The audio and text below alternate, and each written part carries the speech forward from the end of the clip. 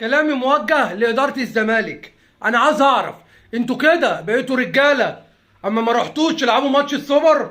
بالعكس، ده أنتوا سوقتوا سمعة النادي في دولة الإمارات وفي جميع الدول العربية، وبينت لهم اللي إحنا نادي بينسحب، نادي منسحب.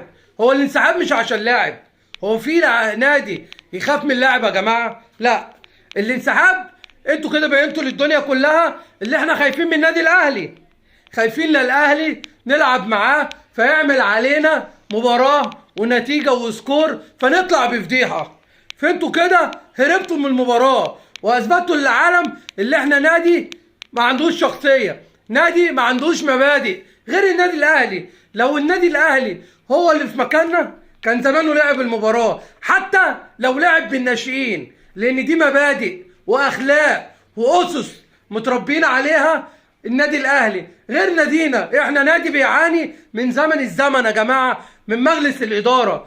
احنا من زمان نادي الزمالك ينقصوا اداره، الاداره عندنا فاشله في جميع التوقيتات للنادي، واللي منجح النادي الاهلي الاداره. من يوم ما الاهلي عرفناه وظهر في الكره المصريه وهو نادي اداري، نادي الاداره رقم واحد فيه. الإدارة بتخلي النادي وصل للعالمية، إدارة بتوصل النادي لجميع البطولات. ليه؟ نادي عنده مبادئ غيرنا.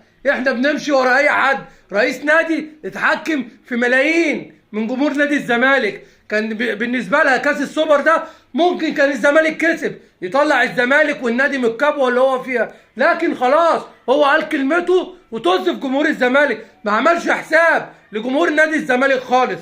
فعلا انا بقول الاهلي كده كده حتى لو كنا لعبنا، الاهلي كده كده كان فايق وكان هيعمل علينا نتيجه وكان هياخد السوبر مننا، بس نلعب نكون نادي رجاله نقابل النادي الاهلي، وشرف لاي حد اللي هو يقابل النادي الاهلي يا جماعه. متشكرين لرموز نادي الزمالك، متشكرين لمجلس اداره نادي الزمالك اللي خذلنا كالعاده. هو بيعمل ايه غير بيخذل دايما جمهور الزمالك وبيقلل من اسم نادي الزمالك على المستوى العربي والمستوى الافريقي. متشكرين ليكم.